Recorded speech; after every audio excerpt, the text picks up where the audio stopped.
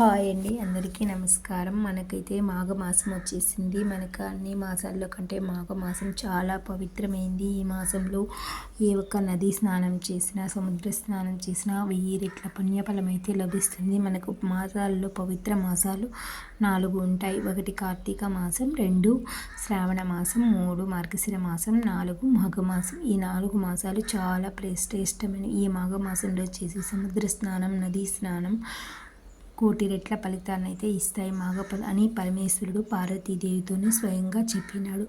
ఈ మాఘమాసంలో మార్కండేయ కథలులోని వ్యక్తి మాఘపురాణంగా రచించినారు. ఈ మాఘపురాణాన్ని మనం ఎవరైతే చదువుతారో వారికి సకల శుభాలు కలుగుతాయని ఆ పరమేశ్వరుడు పార్వతీదేవికి అయితే చెప్పి ఉన్నాడు. ఈ 2026లో జనవరి 19 నుండి మాఘమాసం అయితే ప్రారంభమైపోయింది. మొదటి రోజు ఎవరైతే నదీ స్నానం చేసి భగవంతుడి ముందు దీపారాధన చేసి మాఘపురాణం చదువుతారో వాళ్ళకి బ్రహ్మలోక ప్రాప్తి కలుగుతుంది. రెండవ రోజు ఎవరైతే సూర్యుడు ఉదయించే ముందుగానే స్నానం చేసి దేవాలయంలో దీపారాధన చేసి మాఘపురాణం చదువుతారో వాళ్ళకి విష్ణులోకం కలుగుతుంది. మూడవ రోజు స్నానం చేసి దైవం ముందు దీపారాధన చేసి సూర్యుడికి అర్ఘ్యమించి వాళ్ళ పుణ్యం ఇంత అని అలవి కాదు, అలా చేసిన వాళ్ళకి అని ఆ పరమేశ్వరుడే పార్వతీదేవికి అయితే చెప్పి ఉన్నాడు. ఇప్పుడు సూర్యుడు మకర రాశిలో ప్రవేశించాడు కాబట్టి మాఘమాసంలో ప్రాతకాలాన్ని ఇంట్లో నది స్నానం చేయాలి. అట్లా నది దగ్గరలో లేకపోతే ఇంట్లోనే ఒక బకెట్లో నీళ్ళు తీసుకుని కుంకుమ పువ్వులు, ఎర్రని పువ్వులు వేసుకుని గంగా, యమున, కృష్ణ, గోదావరి, నర్మద, సింధు జలేస్మిన్ కురు సన్నిధిం కురు అని నది అమ్మ తల్లుల్ని ఆహ్వానించి ఆ శ్లోకం రాకపోతే కూడా గంగా గంగా అని 3 సార్లు అనుకుని స్నానం చేసిన గంగా స్నానం చేసిన ఫలితం అయితే మనకు కలుగుతుంది. పూర్తిగా నలుపు రంగు లేని ఎర్రని వస్త్రాలు, తెల్లని వస్త్రాలు అయితే ధరించి మనం సూర్యదేవుడికి అర్ఘ్యం అయితే ఇవ్వాలి. సూర్యుడికి ఎంతో ఇష్టమైన ఈ మాసం కాబట్టి సూర్య నమస్కారం తప్పకుండా చేయాలి. సూర్యుని ఆరాధిస్తే ఆయన నవగ్రహాలకు నాయకుడు కాబట్టి మనల్ని నవగ్రహాలు కూడా ఏమీ చేయవు. నవగ్రహాల యొక్క అనుగ్రహం అయితే కలుగుతుంది.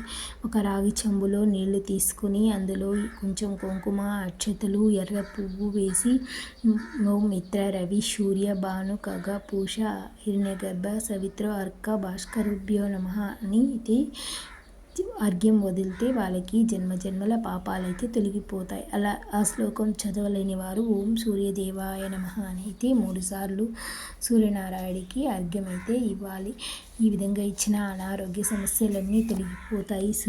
అదేవిధంగా రాగి చెంబులో బెల్లం వేసి మనం సూర్యదేవుడికి సమర్పిస్తే మనకు ఉద్యోగంలో ప్రమోషన్లు, ఖాళీగా ఉన్న వారికి ఉద్యోగాలు తప్పకుండా అయితే తొలుగుతాయి. సూర్యదేవుడి అనుగ్రహం వల్ల ఆయన నమస్కార ప్రియుడు కాబట్టి ఆయనకి మనసారా ఒక నమస్కారం చేసిన ఒక చెంబుడు నీళ్లు వదిలిన ఆయన అనుగ్రహం అయితే కలుగుతుంది. విష్ణుదేవుడికి అలంకార ప్రియుడు కాబట్టి ఆయనకి ఎన్ని పువ్వులు సమర్పించినా ఆయన సంతోషపడతాడు. అదేవిధంగా శివుడికి అభిషేక ప్రియుడు కాబట్టి ఆయనకి చెంబుడు నీళ్లు పోస్తే ఆయన సంతోషిస్తాడు. గణపతికి భోజన ప్రియుడు కాబట్టి ఆయనకి ఉండ్రాళ్ళు సమర్పిస్తే ఆయన సంతోషిస్తాడు. కానీ సూర్యదేవుడు నమస్కార ప్రియుడు కాబట్టి ఆయనకు ఒక చిన్న నమస్కారం చేసిన ఆయన పరిపూర్ణ అనుగ్రహం అయితే మనకు కలుగుతుంది. ఆయన పరిపూర్ణ అనుగ్రహం ఉంటే మనకు ధన, కనక, వస్తు, వాహనాదులు, ఆరోగ్యం అయితే ప్రాప్తిస్తుంది.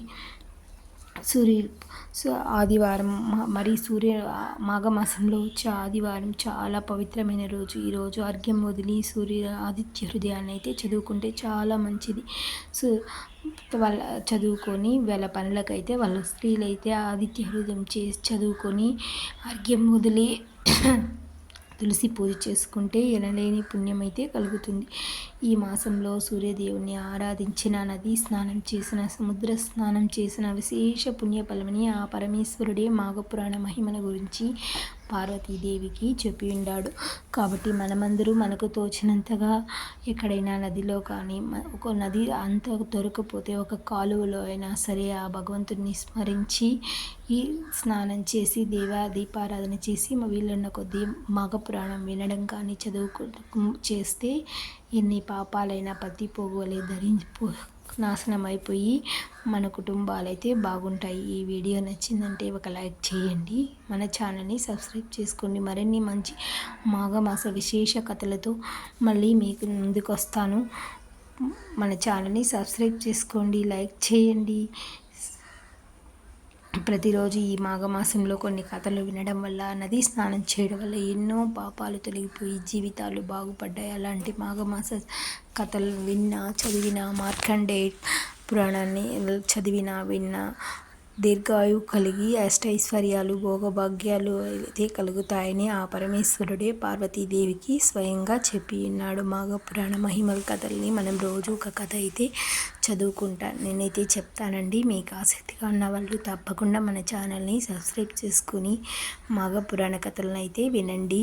Thank you for watching.